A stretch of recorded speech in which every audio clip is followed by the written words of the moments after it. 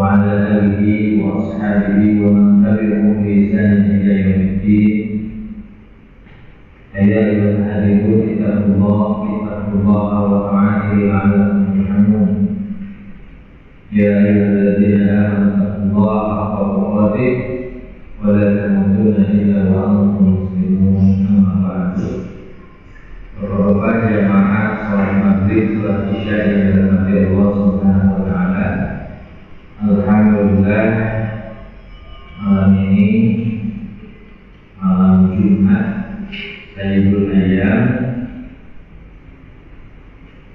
mudah-mudahan menjadi malam terbaik bagi kita untuk mendapatkan berkah dari Allah Subhanahu wa taala. Oleh karenanya berharap mudah-mudahan sholat yang sudah kita kerjakan, doa, infak, sedekah dan amal kebaikan yang sudah kita kerjakan, semuanya diterima oleh Allah Subhanahu wa taala. Salawat dan salam semoga tetap tercurah kepada Nabi kita Nabi Muhammad sallallahu alaihi wasallam, panutan kita, sebagai dan bagi kita semuanya. Mudah-mudahan kita yang senantiasa istiqomah mengikuti sunnah beliau dan senantiasa mempelajari sunnah-sunnahnya, membaca hadis-hadisnya, lalu yang terakhir kita dimasukkan ke dalam kelompoknya para nabi dan kita mendapatkan syafaat Nabi dan Nabi Muhammad sallallahu alaihi wasallam. Bapak-bapak jamaah Masjid Muhammad Nasir yang dirahmati Allah Subhanahu wa taala, pada kesempatan malam ini kita akan meneruskan pembahasan tentang fikih yang masih dalam bab taharah. Bab taharah itu bab bersuci. Kemarin bulan lalu kita sudah membahas tentang orang Baduy, ya, ingat ya? Orang Baduy yang kencing di masjid, ya, yang kencing di masjid. Ada banyak pelajaran di mana Nabi Sallallahu Alaihi Wasallam begitu sangat peka terhadap kondisi seseorang, begitu sangat memaklumi tentang keberadaan seseorang, sehingga tidak mudah untuk memberikan justifikasi hukuman-hukuman. Bahkan ketika orang Baduy kencing di masjid pun, Nabi Sallallahu Alaihi Wasallam tidak menegurnya sampai kemudian selesai kencing. Ya, berbeda dengan kita. Mereka sudah dicontohkan. Ada orang mengkoli masjid pasti langsung bicarakan dibuka. Ya, pasti langsung bicarakan. Bayangkan kalau kemudian Nabi Sallallahu Alaihi Wasallam menghardik atau menggeger si Baduy yang sedang kencing sementara belum selesai, ternyata mempunyai dampak negatif terhadap kesehatan si Baduy itu sendiri. Ya, bayangkan kencing tahan lagi ngacir-ngacirnya ditahan pasti sakit gitu kan. Kedua, ternyata kalau tentunya berdampak kepada dakwah, ya, dakwah Islam yang pasti akan tercemar. Ya. Kenapa? Karena dakwah Islam itu adalah dakwah yang rahmah, yang tidak menyakitkan orang lain, ya, tidak menyakiti orang lain. Sehingga Nabi Sallallahu Alaihi Wasallam membiarkannya si Baduy sampai selesai kencingnya, karena najis dari air kencing itu masih bisa dibersihkan. Di prinsipnya ternyata prinsip yang sangat substansi bahwa sebesar sebesar apapun, sebanyak apapun najis, itu masih bisa dibersihkan. Sehingga Nabi Shallallahu Alaihi Wasallam memandang sisi lain itu kepada orang lain. Hari ini kita akan masuk kepada pembahasan yang lain tentang bab toharoh yang sepertinya di dalam kitab ini terakhir. Bab toharoh di mana ini masih membahas tentang air, ya, tentang air. Lebih spesifik lagi ini tentang air laut,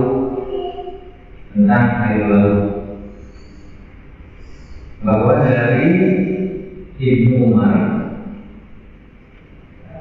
Rasulullah Shallallahu Alaihi Wasallam bersabda, "An Ibnu Umar radhiyallahu anhu qala," dari diriwayatkan dari Abdullah bin Umar radhiyallahu anhu, dan keduanya mendapatkan rahmat dari Allah Subhanahu wa taala. Qala, mereka berkata, qala Rasulullah sallallahu alaihi wasallam, Rasulullah sallallahu alaihi wasallam bersabda, kata Nabi, illat lana maitatan wa damani fa amal maitatan falqutu wal jaradu wa amman dani fal kabidu wal tihalu. Kata Nabi Sallallahu Alaihi Wasallam,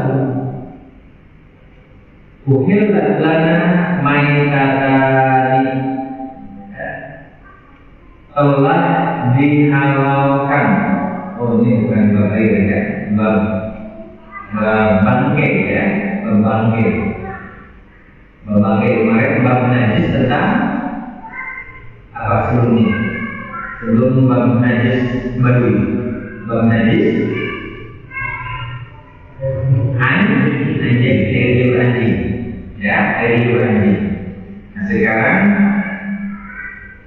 prinsip yang sudah banyak diketahui itu, bangkai itu adalah haram, ya, bangkai itu haram, kecuali ada kecualinya, yaitu bangkai ikan, ya, sudah dijelaskan dalam pertemuan sebelumnya bahwa Nabi Shallallahu Alaihi Wasallam bersabda bahwa semua binatang yang hidup di laut bangkainya adalah halal, tetapi kehalalannya tentu harus diikuti dengan yang thayyibnya. Karena kalau bangkai ikan yang sudah berhari-hari, ya, itu tentu akan berdampak buruk, ya, tidak baik, walaupun secara syar'i masih diperbolehkan. Cuma tentu kita harus memperhatikan unsur-unsur lain selain halalnya. Hanya halallahu aku halalkan kepadamu makanan-makanan yang halal dan yang thayyib, ya, yang thayyib. Inilah yang menyangkut kepada kesehatan, kebersihan, gizi dan lain sebagainya. Nah sekarang ternyata ada dua jenis bangkai yang dihalalkan.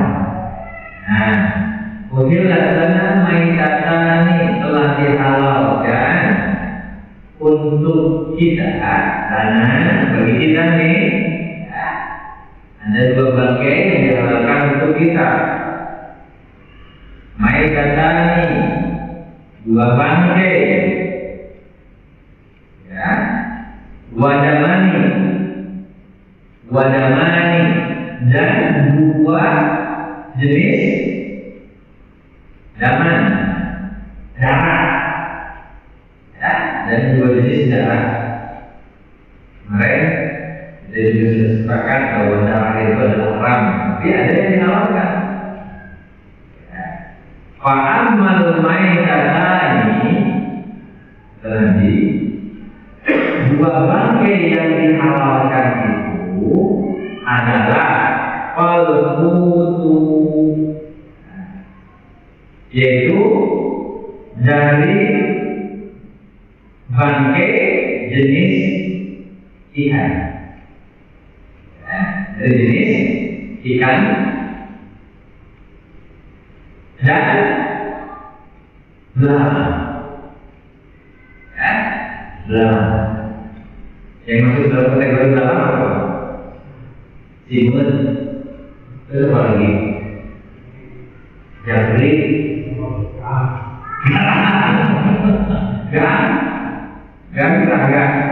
serangga ya. Jadi dalam kategori serangga, sirup serangga. Jadi ular, awal itu ular putri, ya. Jadi hidup putri ini apa? Jadi dari dulu mulainya biji gitu ya, maka air semua gitu.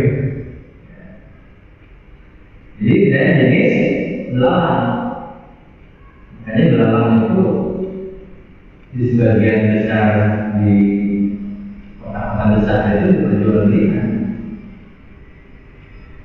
Contohnya di Jakarta itu di daerah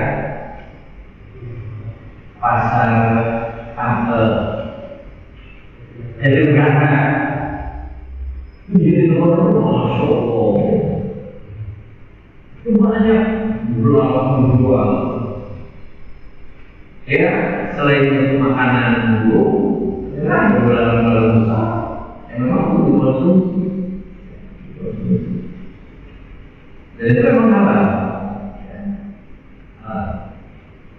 Walaupun saya belum mencoba ya, juga bayar nggak ada pernah enak itu juga haji, nggak ada kebayangnya.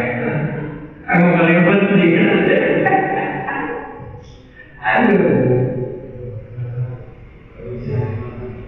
nah, pemengkoy bayar ya Allah. Jadi dalam kondisi saat ini kita tidak perlu meragukan lagi dan nggak perlu harus mempertanyakan lagi apakah ini halal atau haram. Berarti kalau sudah masuk dalam kategori belalang, sudah lewatkan ke kok yang hebat begitu, ya halal ya saya halal. Kalau haram belalang ya. Wa aman dan wa aman dan ada pun dua jenis darah yang dihalalkan. Kira-kira apa aja? Hah? Ya, yaitu hati dan dalam kategori dengan apa? Manusia yang berjalan yang dibutuhkan hati-hati. Nah, ini kasus manus itu darah yang tidak masuk dalam kategori yang dihalalkan. Manus itu haram. Kenapa? Karena manus itu adalah jenis darah murni yang dibekukan menyerupai hati.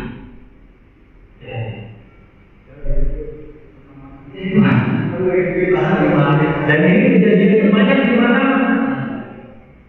Bagi masyarakat yang awam, memang akan sangat sulit membedakan antara hati dan manus. Yang jelas manus itu perbedaannya apa, Pak De? Secara fisik gimana, Pak De?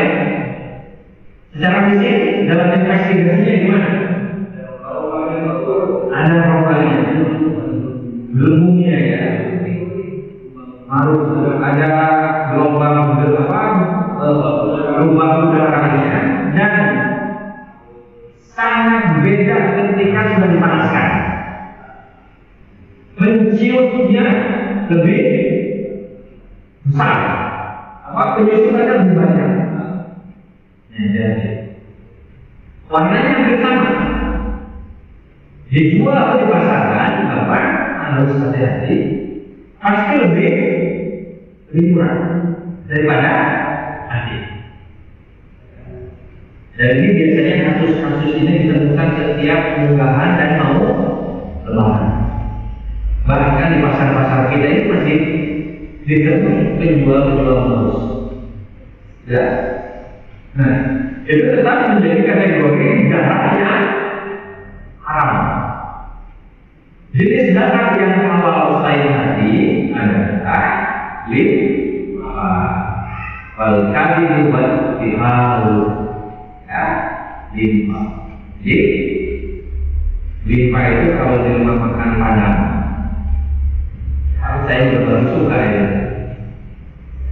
Ternyata itu empuk gitu. Tapi kalau sudah di rumah makan Padang jadi keripik juga.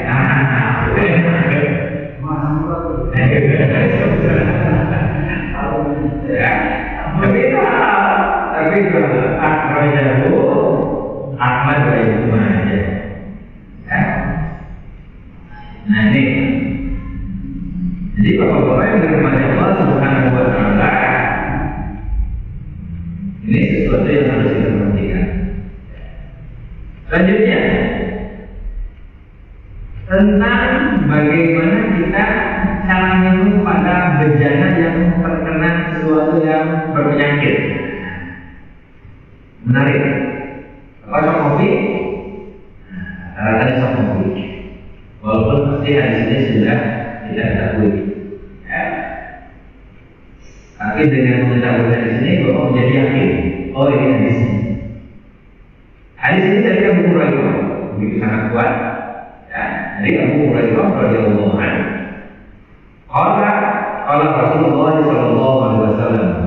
Rasulullah sallallahu alaihi wasallam bersabda, "Idza waqa'a al-dhubab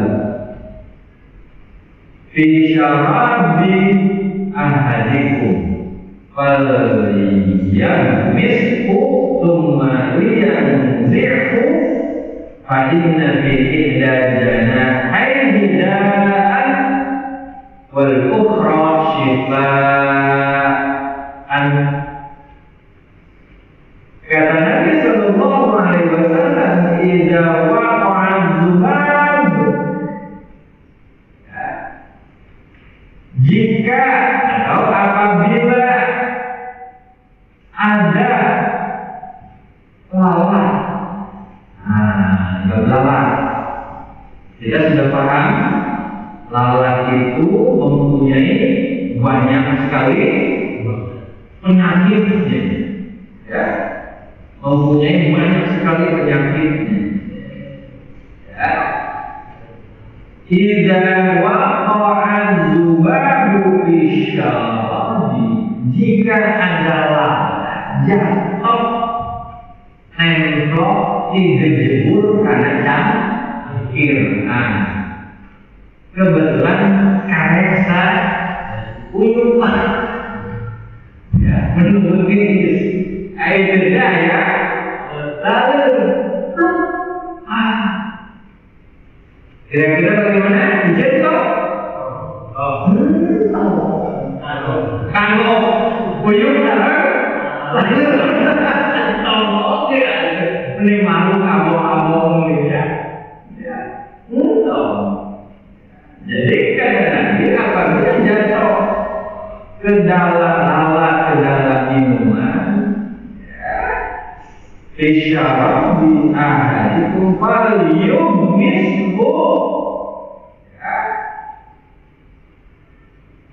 maka lalu terrealisasi lalu kemari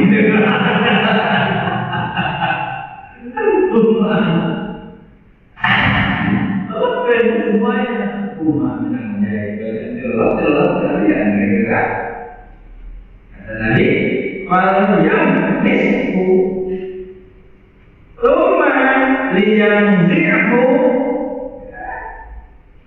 kemudian celupkan lalatnya, barulah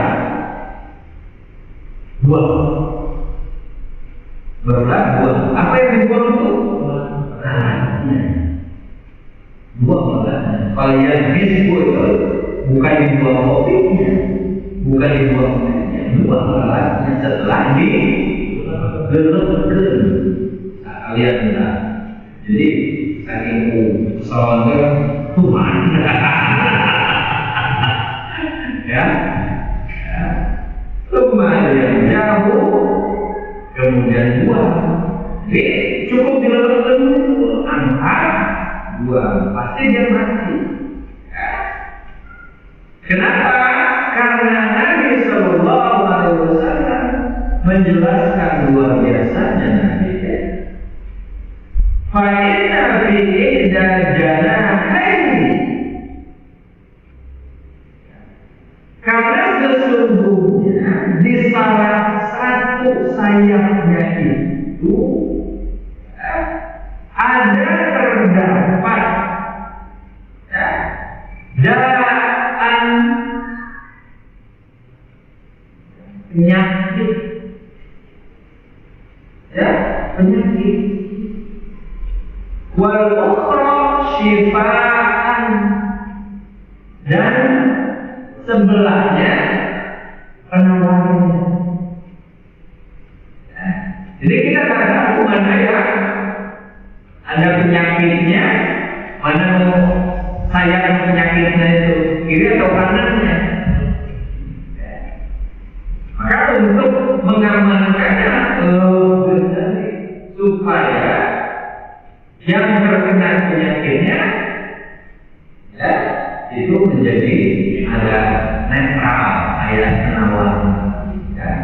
Tapi jangan lama-lama, cukup lewat angkat, buang lalatnya, suruh putri kopinya. Tapi jangan lari-lari lantaran ambek dari gengkel, jika naramu. Itu jangan dibuang saja. Jadi kalau atau ini pun kan kalau lalatnya satu. Tapi untuk tentukan buang atau timun, sementara itu masa gede pikir lah, gitu. Daripada banyak itu, gitu. Daripada banyak itu. Nah, ini ya. Jadi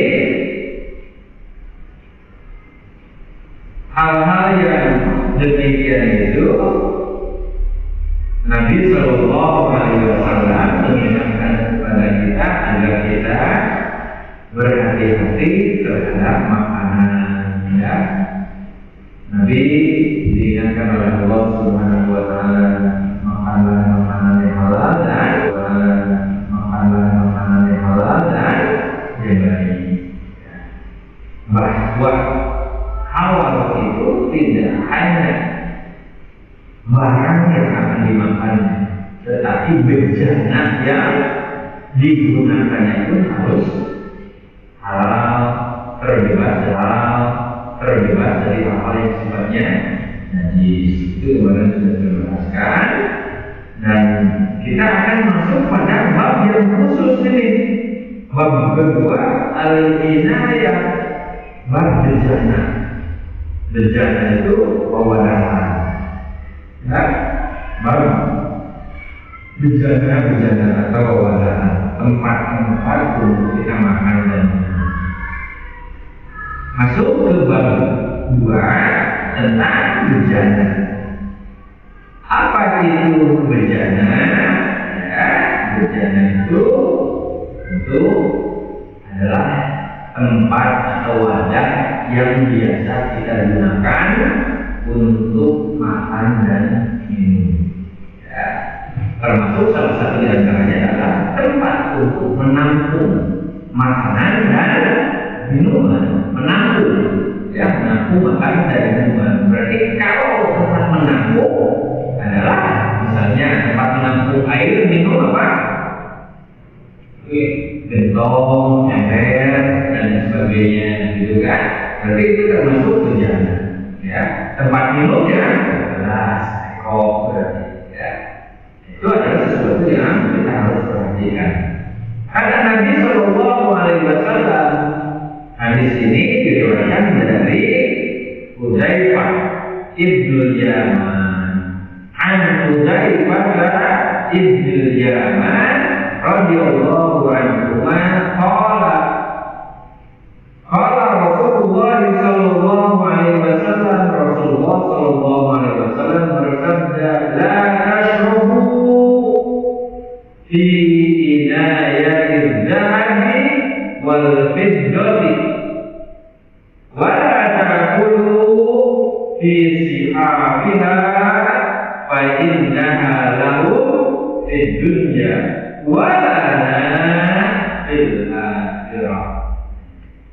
Jangan, kalau kita perhatikan, katakan tidak masyhur, janganlah kalian minum fi inayatil dhahabi,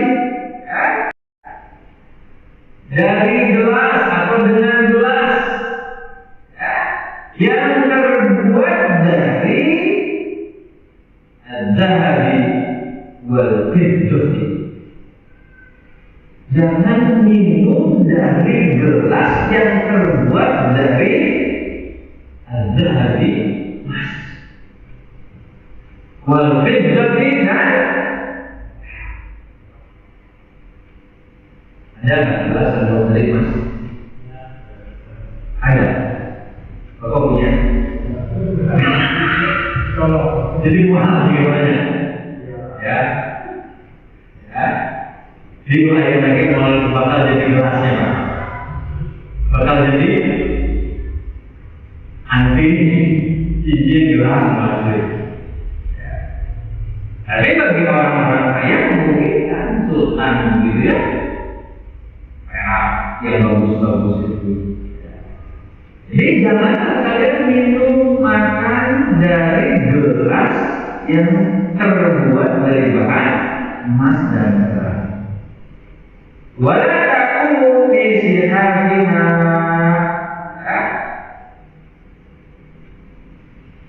Kemudian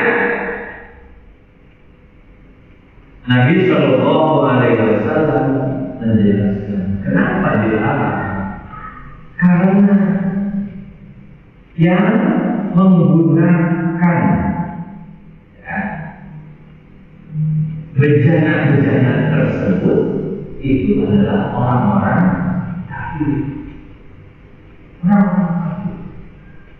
Jadi orang-orang kafir makan minumnya bejana-bejananya terbuat dari emas dan perak. Enak dong mereka, mewah begitu tidak. Karena kata Nabi, lahum fid dunya, bagi mereka keindahan di dunia, walau fil akhirah, sementara keindahan kita itu nanti di akhirat di surga. Inna a'tayna kal bayangkan ya, surat Al-Kautsar itu memberikan penjelasan tentang minuman dan bejana. Kata Allah, sungguh dan akhirnya aku telah memberikan kepada Nabi Muhammad Al-Kautsar kenikmatan. Kenikmatan apa? Kenikmatan di surga, di mana nanti semua umat Nabi Muhammad Shallallahu Alaihi Wasallam bisa berkumpul minum di telaga Al-Kautsar. Imam Al-Qurtubi, Imam Ibnu Katsir menjelaskan tentang bejana. Ya, bejana yang digunakan oleh umatnya Nabi Muhammad minum di telaga Al-Kautsar. Disebutkan bahwa bejana yang dipakai nanti untuk minum oleh umatnya Nabi Muhammad ketika di telaga Al-Kautsar itu terbuat dari emas dan berlian. Emas dan berlian, Masya Allah. Jadi gelas-gelasnya itu terbuat dari emas dan berlian, mengkilau. Yang tidak ada di dunia.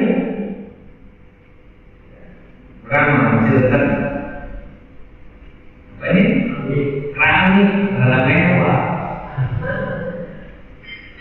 Bapak di rumahnya sangat istimewa, plastik dijaga besar, istrinya rolek. Kembali dari ambung, balik bisa balik ke rumah, balik buka tulang, cari dulu mana padahal plastik. Padahal itu kenapa? Al-Kautsar itu Allah menjelaskan melalui tafsiran para ulama Al-Quran menunjukkan Al-Kautsar itu adalah bejana-bejana yang terbuat dari emas dan berlian. Makanya Nabi Shallallahu Alaihi Wasallam mengingatkan kepada kita itu adalah gaya makan dagingnya orang-orang kafir. Sementara orang-orang Islam itu nanti lebih mewah, yaitu di akhirat. Muttafaq alaih. Hadis ini disepakati oleh semua imam hadis. Bukhari dan Muslim. Masya Allah. Ya, jangan ada perak di rumah. Ya, perak itu kan mungkin biasanya dijual di sendok ya banyak ya. Lebih banyak di menyerupai sendok ya, perak. Ya, itu sendok itu harus dulu kita berhati. Ya, ini larangannya sudah sangat jelas. Larangannya menjadi sesuatu yang kita harus menghindari. Ya. Selanjutnya,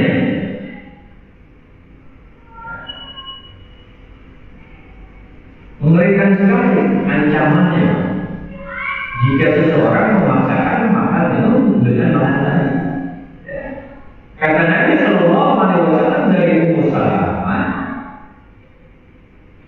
radhiyallahu anhu, semoga Allah meridhoinya, qala Rasulullah Shallallahu Alaihi Wasallam, Rasulullah bersabda, alladzi yashrabu fi ina'il fiddati, sesungguhnya orang yang minum yashrabu fi ina'il fiddati, yang dia minum dengan bejana yang terbuat dari emas dan perak, innama yujzaziru fi batnihi an-naru fi jahannam. Maka sesungguhnya dia sudah menyiapkan, dia sudah memasukkan api ke dalam perutnya. Dia zamannya serius. Cek ini di dapur, apakah ada sendok emas? Kalau nggak ada, segera jual saja. Segera jual. Ada bukti. Ini harus kemudian kita perbaiki. Nih, kemudian masuk ke dalam beberapa hal yang berkaitan dengan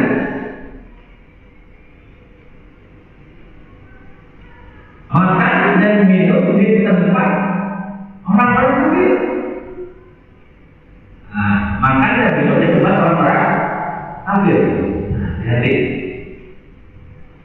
orang datang ke negara kafir atau diundang ke keluarga non-muslim. Perhatikan di sini. An-Abi Ma'bah, ya, Al-Khushaini radhiyallahu anhu,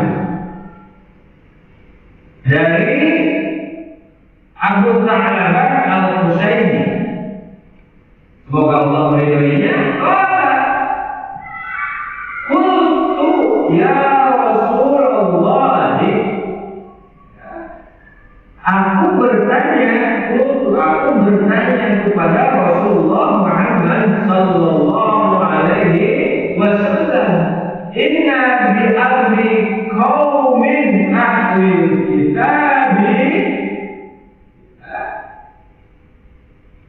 sesungguhnya saya pernah berada di satu negeri kaumnya ahli kitab. Ahli kitab itu orang-orang Nasrani, orang Nasrani. Tapi banyak juga mengenai ahli kitab itu orang yang diberikan ditangkap oleh Allah Subhanahu wa Ta'ala. Itu secara umum orang-orangnya orang-orang Nasrani. Apakah itu lebih inayatin? Apakah saya boleh makan menggunakan inayatin bejana-bejana milik mereka? Kira-kira pertanyaan ini kenapa Pak? Ditanyakan. Kira-kira pertanyaan ini kenapa Pak? Ditanyakan kepada Nabi.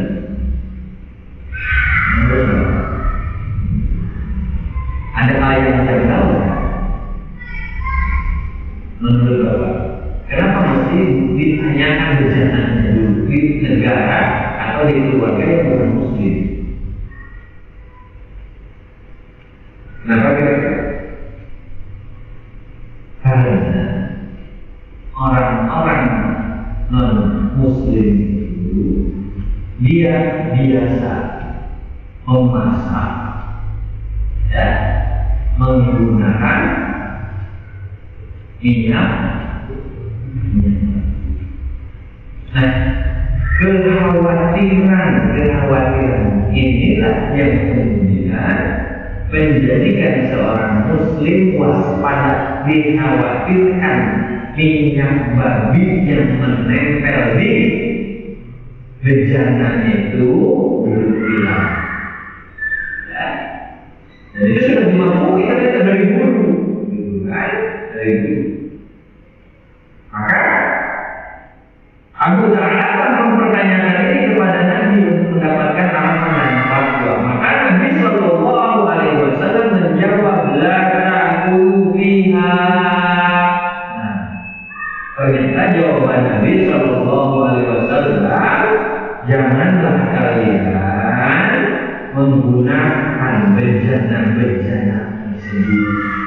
Jadi sudah jelas nih, di negara kafir yang banyak orang kafir dengan makanannya juga jelas tidak halal atau tidak diundang di satu rumah, ya, karena kita ingin menghargai undangannya dia dimakan. Hati-hati kata Nabi, jangan makan dengan bejananya. Ya, walaupun ternyata kita tahu disuguhi misalnya makanan-makanan halal, ya, ayam goreng dan lain sebagainya. Tapi kata Nabi hati-hati dengan bejananya. Wa ilam tajidu ghairuha. Ini menjadi satu kedaruratan, ya, menjadi satu kedaruratan. Jika kalian tidak bisa menghindarinya, ya, jika kalian tidak mendapatkan tempat lain untuk makan selain tempat itu, ini berarti darurat, ya, darurat. Nanti konsiuha sebagai sebuah ikhtiar atau bahasa fikihnya itu tahyahnya kehati-hatian kita. Nabi Sallallahu Alaihi Wasallam memerintahkan konsiuha, bersihkan dulu, pastikan oleh kita cuci dulu. Mungkin kira-kira di satu rumah, misalnya ditawarin makan atau nih nanya, ini bersih nggak? Atau saya izin mau ke kamar mandi ke dapur yang aku cuci dulu ini. Kira-kira perasaannya bersih, mungkin bersih. Tapi memang kedaruratannya seperti itu. kondisi-kondisinya adalah kondisi darurat karena bahasanya wa illan najid. Jika kalian tidak ada tempat lagi untuk mendapati tempat lain, bencana lain selain situ, fansiruha, cuci dulu, bersihkan dulu. Kalimat fansiru ini pasti dengan air. Ya, kalimatnya fansiru bukan wamsahu. Persis kalimat ini seperti itu. Kalau wamsahu bisa diusap, bisa pakai tisu berarti. Ya, tapi kalimatnya fansiruha, cuci bumi. Berbahaya juga, ini memang kesulitan ini menunjukkan kamu bisa hindari gitu loh. Ya, kamu bisa hindari. Jika tidak memungkinkan kita untuk mencucinya karena kekhawatiran tersinggung, ya. Kecuali kalau kita berani sudah bersahabat dengan izin yang mencuci dulu, gitu. Boleh nggak dengan kita? Saya alhamdulillah melihat hidangannya mungkin halal, saya insyaallah oke, insyaallah saya siap makan, gitu kan? Tapi izin mencuci dulu dari ini ya. Kenapa kita sudah bersih dan sebagainya? Mungkin bahasanya ini adalah sebagai sebuah bentuk ikhtiar. Tapi kalau tidak memungkinkan karena khawatir menyinggung perasaan, berarti kalimat yang ala kutip seperti mempersulit ini menunjukkan bahwa lebih baik hindari, lebih baik tidak saja. Para ulama lebih besar bahasa Masina yang haji dua kayu apa gitu ya, pada lain mungkin bisa dilakukan ya. Farsiruha waktu kita baru setelah ada ikhtiar membersihkannya, cuma masalahnya itu sanggup tidak mau minta izin untuk membersihkan. Jika memungkinkan silakan, fakluha boleh makan. Tapi kalau tidak mungkin, tidak. Nah, inilah beberapa hal yang harus kita ketahui tentang hukum fikih muamalah di lingkungan kita dalam bab-bab yang sederhana dalam keseharian kita. Ya, termasuk mungkin ini yang harus kita hindari di tempat-tempat rumah makan ya, tempat-tempat rumah makan. Makanya tempat-tempat rumah makan itu ya harus steril, harus dipastikan, awal atau tidak. Baik, demikian saja barangkali ada yang bertanyakan sebelum mau didiskusikan didapatkan. Karena waktu bisa sudah tiba saja. Alhamdulillah, mudah-mudahan ada banyak hikmah bagi kita semuanya. InsyaAllah nanti akan kita bahas yang lainnya. Tidak akhir dengan doa kepada majelis.